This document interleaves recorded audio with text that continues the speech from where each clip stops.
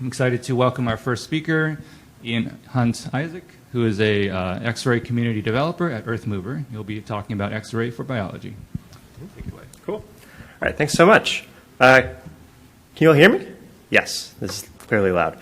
So as Ryan said, I'm Ian. I'm a biologist, a microscopist, and I'm also a lover of open source and open source technologies that I used a lot to do science. And that has resulted in me working at EarthMover, funded by the Chan Zuckerberg, who has given a grant to support me to work full-time on building out Xarray and supporting Xarray use cases in biology, which we think is a really fantastic area for Xarray where Xarray has a lot of use cases. So today I'm going to talk about where we are now, so we get a lay of the land, and where we're going in the next 3 months, 6 months, 1 year, 2 years, and so on. So here's a quick outline of the talk. I'm going to talk about background. I'm going to talk about what biological data is, because not everyone here is a biologist, I'm pretty sure, so getting some common ground. Then for the biologists who don't know what Xarray is, I'm going to talk about why we should be using Xarray. And then I'm going to talk through what has limited adoption of Xarray in biology so far, and that's going to be based on a lot of interviews that I conducted with thought leaders around in the space this spring. I'm talk about what's changed recently and what is changing. I'm going to talk about a roadmap of the next 1 year and how I think we can really accelerate and improve Xarray usage in biology, and then with a call to action. And then we can talk about what we're going to do next. So yeah, funding and support. EarthMover has hired me to do this role. The funding came from the Chan Zuckerberg Institute initiative. So thank you very much to both of those things for supporting this work. So what is biological data? Biological data is sort of a huge space of things. So I'm going to start with one selected example of biological data, and then we'll talk about how that generalizes. And so if you'll indulge me, I will talk about some really fun microscopy data. What's that? Thank you. Oh, cool. Talk about some microscopy data, which is my personal favorite kind of data. So a classic simple biology experiment might go like this. You put some cells. So these are graphical representation of yeast cells, which is what you might be aware of make beer or bread. They're also a classic model organism in biology. They're very genetically tractable. You grow them in liquid, then you put them on a slide and you put them on a microscope, and you just take pictures of them every 10 minutes for 6 hours. And if you do that, you'll get pictures that look like this, where you watch them grow and change, and you can learn interesting biological things from this. But we don't only take what are called bright field images, which is just what you think of as a picture. We also there's multi-channel, multimodality data. So you can have fluorescent data, which maybe you tag a certain gene or protein, and you can see where it is in the cell, how much of it there is. So this is parts of biology data. And you might do this with multiple sets of connected experiments. So in this case, maybe you grow cells in one media, which is basically food, for a while, and you see how they respond. And then the same cells, you switch them to a different one, and then you switch them back, and you understand their trajectories over time. So this is important because biological data is not just one experiment. Sometimes it's connected experiments that might have different lengths. So here, 6 hours, 24 hours, 16 hours. But these are all really they're different sort of experimental runs, but they're really part of one larger experimental whole. So how are we going to organize this data and keep it together as we're doing our complicated analyses to understand and gather biological insight? And then on top of this, so not only do we have that problem, but we can have these images, these are nice arrays. We can imagine stacking them and having some data structure. We can also have things like spectra of individual cells, and then complicated metadata like, okay, these spectra came from individual cells where we aimed a laser at certain cells within our field of view. And so now I'm starting to talk through like, okay, is the data the images? Is the data, what is the data here? So the question is, right, you might say it's the measurements, it's the images in the spectra. And that might look like this, collection of images and spectra. But I think it's really important to remember that biological data is also dimension names. So when you look at this, it's this metadata. It's coordinates, where in microns was this cell? Where did I aim the laser? And so it's all this rich and complex metadata. What are the channel names? What was the exposure time for this channel? When did we swap the media? How do you start to encode that into your data structure so that you can have it all in one place and do your analysis. And this is exactly the problems that I faced in graduate school and why I came to like and love Xarray, because I was thinking, how on earth am I going to deal with all this stuff? It's here, it's there, it's in this file, I lost this file, the cluster deleted that one. So keeping it all nicely together in one thing so I could just pass it through functions and do my analysis was a tremendous unlock in my ability to understand and interpret biological data. And the reason that's so helpful is because this model of data that I've talked about maps directly to the Xarray model, which is this flexible model that can really encompass wide swaths of what scientific array data is. So an image, some coordinates, and some dimensions is a data array. Collections of multiple data variables and these attributes is a data set.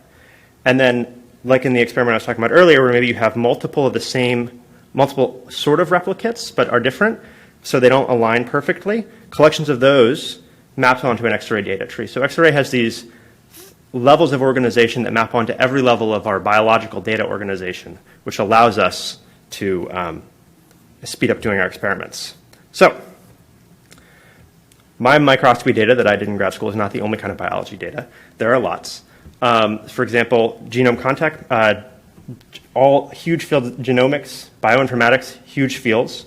Animal movement data. This is from a paper that I recommend you all read, where they look at eigenworms. So they take C. elegans worm movement and find that it's very low dimensional, the sort of 4 dimensions that describe most of its movement.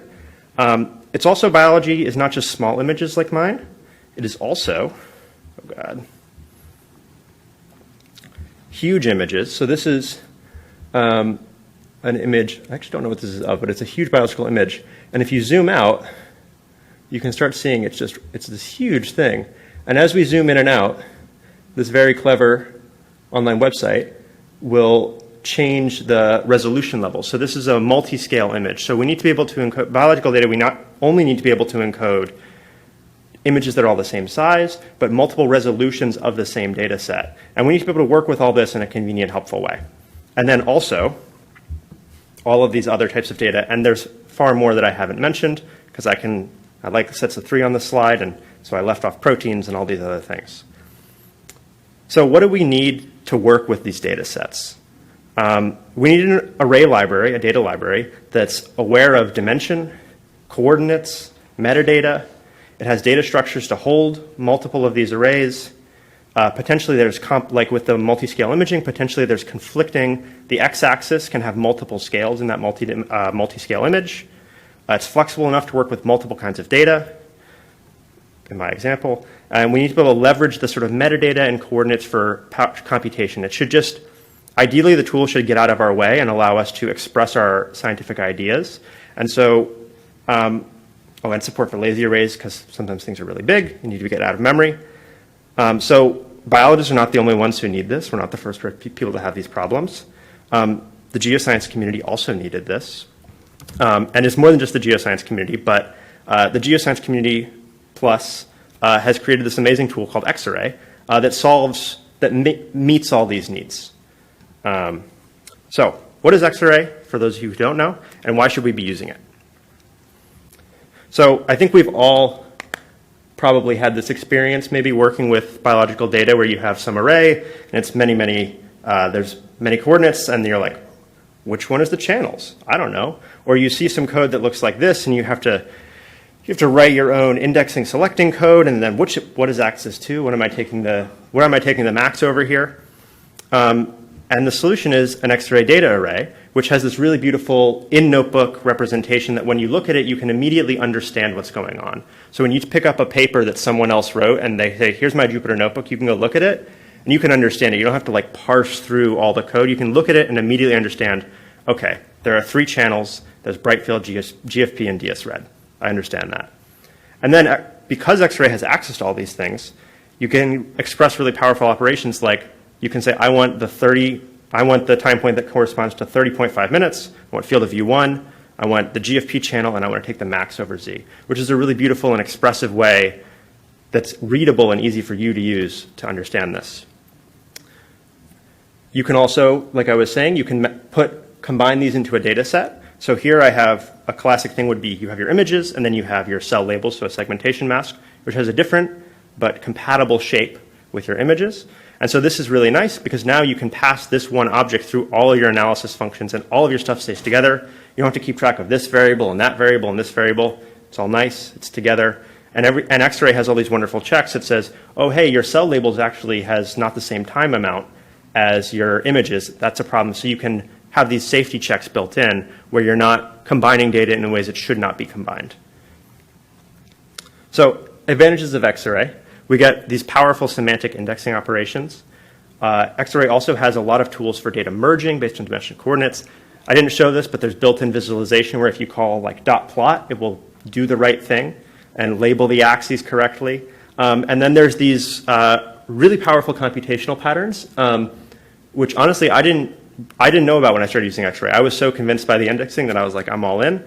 But a lot of many operations can be expressed via a group by. So for example, again, sticking to what I know, if you have segmented cells and you want to say, I want to understand on a per cell basis, how did the fluorescence intensity change over time? You can express that as a group by operation. And one of the advantages of that is that, where are we?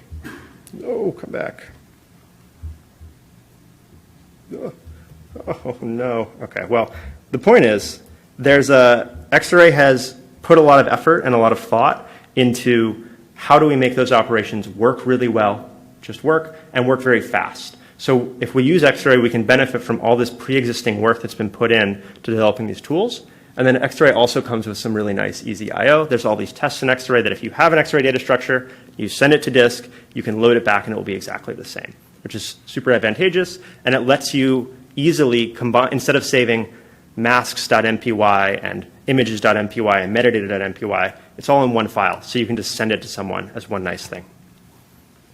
And I'm not the only person who thinks this.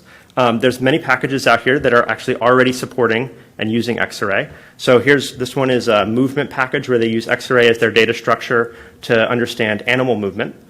Spatial data is a omics framework, and they use Xarray under the hood. SGKit does single cell genomics kit, does a bunch of bioinformatics genomics stuff. This is an example from an Xarray blog where they did electrophysiology using Xarray. So it's not just me. Other people are believing that Xarray is the future for biology. And if you go to the examples on these pages and you try them out, you can see how it smooths over so many operations and how the docs just read more easily. I'm not going to do that now in the interest of time, but I would recommend going to any of the sort of examples on any of these pages and just trying them out. Oh, and BioIO is a very generalized I/O library for biological images from the Allen Institute that has an export function directly to Xarray. So if you have a whole pile of TIFFs, you can turn them into an Xarray via BioIO without too much effort. So Xarray is great. I love Xarray. Other people love Xarray. But many biologists have still never heard of Xarray. So the question is why? And that's a really important question that we need to answer if we are going to increase the adoption of Xarray by biologists. And so to answer this, I spent a lot of the spring just talking to people who I thought might have the answers or might have specific insight into a subset of fields. So this is developers of packages that do use Xarray, developers of packages that want to use Xarray but don't yet, biologists, various people. And so I spent a lot of time interviewing them, and I've synthesized the answers from that into 3 core ideas and 3 core things that have limited adoption so far. So the first is awareness and examples. Have people heard of Xarray? If you walk into any biology building in America or in the world, I guess, and you just ask some random person, do you know what Xarray is? My experience is that the answer is no. And once I explain it to them, they're always like, oh, wow, yeah, I would love to use that. But they just haven't even heard of it. So if you haven't heard of it, you're never going to try it. And then maybe you have heard of it, and the question is, do the docs resonate with you? So Xarray has fantastic docs that explain things like coordinates and indexing. This is an example from one of them. And you can see the time is in years, and the space is in, I guess that's states. And when I first found Xarray, like I'm a reasonably smart guy. I knew what I wanted. I wanted the thing that Xarray provided. And when I first went to the Xarray docs, I was like, oh, this is not for me. Even though, if you think about it, time doesn't have to be in years. It could be in minutes. and space could be in field of views. So this is exactly analogous to the biology problem, but even still, I was discouraged by this, and I turned away. Fortunately, I eventually came back and said, oh, this solves my problems. But this is, I think, one of the key problems that has limited adoption by biologists. Another is technical barriers. There are some things that Xarray, until recently, which we'll get into in the next part, has not been able to do before. So this is a fun example from the people who do connectomes of fly brains. So on the left is a reference fly brain, and this is a perfectly beautifully symmetric brain. And so what they want to do is they want to map parts of the brain. If you go to another fly brain like this one, and you section it and you really narrowly and you collect all these images, this brain is going to be warped and squished in confusing ways compared to a reference. So how do you compare between papers? And the way that they do that is they have all these complicated transforms and warping and this complicated coordinate system that maps them onto a reference, like on the left. Your left, yeah. And until recently, Xarray, that wasn't really a thing that Xarray could support. There wasn't these sort of complicated affine transformations built into the coordinate system was not possible. Another thing is incompatible coordinates. So in that multi-scale image that I showed earlier, if you have one really big image and it has x and y as the coordinates, and then you have a scaled down version that has x and y as the coordinates, those have different lengths. And Xarray correctly says you don't get to combine those into one data structure because they're incompatible. So that was a problem too. And then finally, there's there's been a lack of integration in important critical biological tooling. If your favorite tool and workflow doesn't allow Xarray, it's not going to work. So ideally, right, we'd have our data and our metadata, and they'd be one object, and they just boop, boop, boop, boop, boop, and we get results. But I think the reality is that sometimes we go into a tool and it outputs whatever.csv and another array, and then we combine them later, and we do a bunch more of this, and we get results. And part of this is because we could use Xarray as a common language of encoding our data and metadata, potentially with some like field-specific conventions as to how we organize our data arrays or our data sets, but we haven't. And not to call it Napari, but I love Napari. I use it all the time. But if you look at, I think the oldest open issue on Napari is how do we integrate with Xarray? And they're excited about it. They want to do it, but it's a hard problem, and it hasn't been done. And if it did just work, it would encourage more biologists to use this. So, summary of the barriers. Social barriers. People haven't heard of it. People don't necessarily, they might be turned away by examples. They don't see enough other biologists using it, so they're like, oh, that's probably not for me, which is what happened to me. Technical barriers. Does the data model align with Xarray? Is Xarray capable of supporting the model of data that we have in those fields? And then integration. Takes effort to integrate. I think it's a big part of why. So there's some barriers, but there's some potential. And Xarray might be missing on a small key feature. They may really want to use it, but we need Xarray to do this. So what has changed, and what is changing in Xarray that I think is part of why I'm here today, so excited to tell you about why we should be using Xarray. One of the first things is a technical change. Data tree is a new Xarray data structure that I mentioned earlier that's recently been merged into Xarray main. And so on the left here, I have from the specification document of OME-ZAR, or the next generation file format, and you can see there's this natural tree structure. And on the right is an example from the Xarray data tree documentation. And these aren't exactly the same. One's The Simpsons, one's biological images from a plate, but they have the same structure. So Xarray now has the capability of representing this structure. And the same thing I said earlier about the same coordinate name but different sizes is from the actual Xarray documentation. Also, here time 15, time 10, but they can live in the same data structure. And so in my first example, 6 hours, 16 hours, that could be exactly mapped onto this. And I'm not the only person to think this. There's a package called Multi-Scale Spatial Image, which maps the OME NGFF file format, which is OME-ZAR, onto the Xarray data tree so you can write and read. And that's actually how this package I mentioned earlier, spatial, that's how they interact with data, is via this multi-scale spatial image library. Another thing is flexible indices. So I won't get too much into this because there's a talk later, which I'm going to advertise. But classic data model, cubes, squares, rectangles. In reality, data has much more complicated coordinate systems and messiness. And so in February of this year, a fantastic PR was merged called about flexible coordinate transforms. And this allows you to effectively define any coordinate system to define your data. And this has, I mean, if any of those words mean something to you, you should probably check this out and go to Deepak's talk later. I was going to show you some of the examples, but I don't want to steal Deepak's thunder, and I'm running out of time.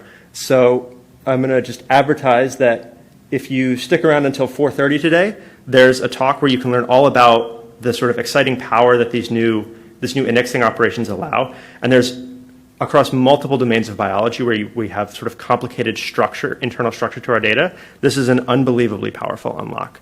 It also unlocks the thing like the flybrains I was talking about. If you can, when I talked to the author of one of those papers and I said, oh, Xarray can support affine transforms now, he was so excited.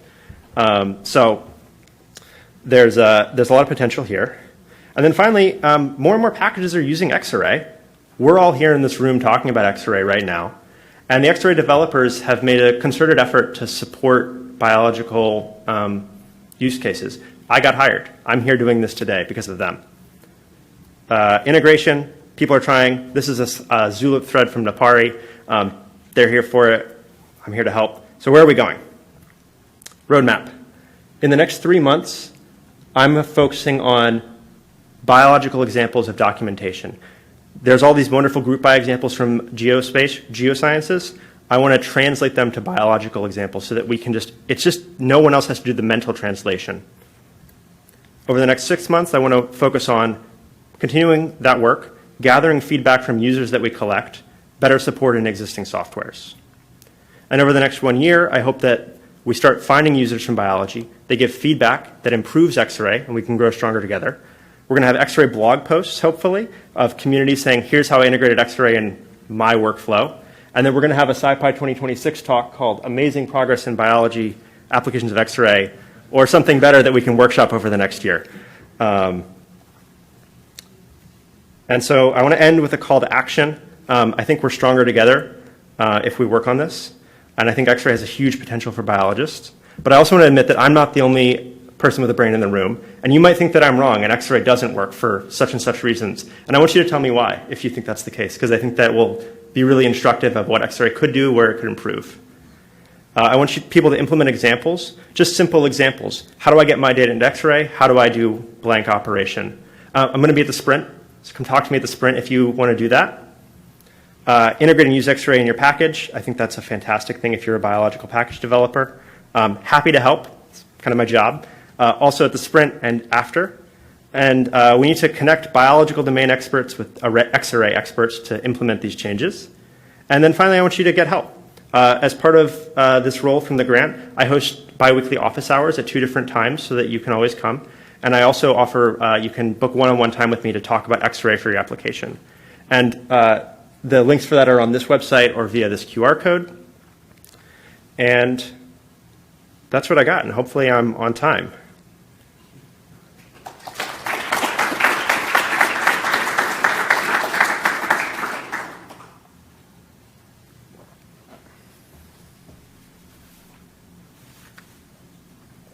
If you have any questions, please post them to the Slack channel, track-bioinformatics. There's a post there that is collecting questions right now. Let's see.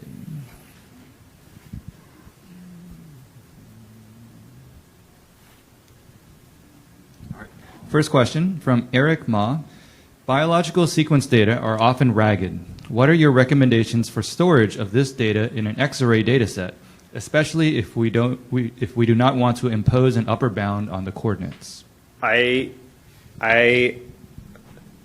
any Xarray developers in the room, please correct me if I'm wrong, but I think that that's one of the weaknesses currently is like, how do we better support awkward array style things in Xarray? And it's definitely it's top of mind and something that needs to be thought about. And I think that having a clear example from a biological use case would be a fantastic way to push that development further. But it's tough. There's a lot of things to fix, and there's not always enough people. But if it's a priority for a big swath of biology, it's something that we could focus on more. And so that's the kind of feedback I'm really hoping to collect. Nizar Abdinur asks, relatedly, is Xarray's scope limited to data that can be projected onto a regularly spaced grid? I think the answer is no, and that's the flexible coordinates. There's the sphere is not a regularly spaced grid, for example. So, no, I think. Dorota asks, one problem with putting everything in one file is that you have to create a new file, potentially pretty big, every time scientists change anything, even the name of the variable name. How would you address that? You mean as you go through a workflow and you change things? I think that, Xarray, you can overwrite a file, but also Xarray and IceChunk, yeah. IceChunk has version. Yeah, that's a great point. Yeah, I think both of those points that were raised are extremely correct. One is that there are extremely powerful on-disk storage formats like Xarray or IceChunk, which has this version control aspect to it, so you can keep the history of your changes and update it as you go. But ultimately, Xarray is in your notebook in memory and not a storage format. Xarray can serialize to these storage formats, but Xarray is not fundamentally it's not like an on-disk representation, if that makes sense. Happy to talk about that more too. Sneakers the Rat asks, what is Xarray thinking for schema and typing? Being able to specify in advance the shape, dimensions, fields, etc. of a data set or tree for data standards compatibility, as well as for validation and type checking? That's a really great question, and it's something that actually I've been interacting with the Xarray multi-scale spatial image people about. They've been using a package called Xarray data classes that enforces these things. I think this is, again, one of those things where we're sort of right on the turning point of the exponential growth curve of what is the answer. I don't think the answer is 100% figured out yet, but I think we're starting to figure it out. And the more examples we can have building to it will let us figure out the sort of correct general solution. But there are packages out there that allow this. There's like a Pydantic Xarray. There's an Xarray data classes. There's not like a sort of blessed one best solution, but there are solutions out there, and we're working on making them better. That's what I would say to that. Beth Simony asks, what do you think is the hardest part of switching one's workflow to Xarray from simpler arrays? And is this answer to this question in written doc somewhere? I don't know if it's in written doc somewhere. That's a great question. Honestly, switching it, in theory, Xarray contains arrays NumPy arrays ultimately that follow the array API. So I think you can do a very progressive introduction of Xarray where you can just pass Xarrays through. There are a few functions in scikit-image that there's a few small nuances of indexing that are slightly different, but on the whole, you can pretty much just swap them in one for one and just slowly accumulate the benefits as you want to do it. So in some ways, the hardest part might be figuring out what all the metadata you want to include and how you want to include it in Xarray. Ray Hawkins asks, many microscopes output proprietary file types. Is there an easy way to read metadata into an Xarray from such files, or will metadata have to be specified by users? You should 100% check out one of the many biological I/O libraries. For example, BioIO. BioIO has a Leica reader that knows how to delve deep into the metadata format and correctly put it into an Xarray. There's a little bit of a question of how do you encode microscope-specific data. How do you want to, do you have a schema for it in your Xarray, which gets to that other question? And the answer might be no, and so you have to figure it out. But BioIO makes some educated choices about how to encode the metadata from these proprietary microscope formats. And that's also open source, so if you don't like it, you can change it. Michael Ackerman asks, our official data storage for biological R&D is the Postgres database, and our scientists are used to working with flat tables in many cases. In your experience, is it straightforward to bridge these differences in thinking about what data looks like into Xarray's multidimensionality? I think you should, read Ryan's blog post about tensors versus tables that gets to exactly that question of, are we working with a table or are we working with a tensor? And one thing I would say about that is that some biological data is not array data. Some of it is truly tabular, and you should use tabular tools to work with that data. You shouldn't force it into Xarray. You should use Xarray for the array data because that's the part that it's designed for. So right tool for the right job. But there are a lot of people who put array data in tables, and that's sort of what EarthMover is trying to fight back against. So I don't know that it's easy to convince people, but I think it's a worthwhile fight. Any more questions? Please post on Slack.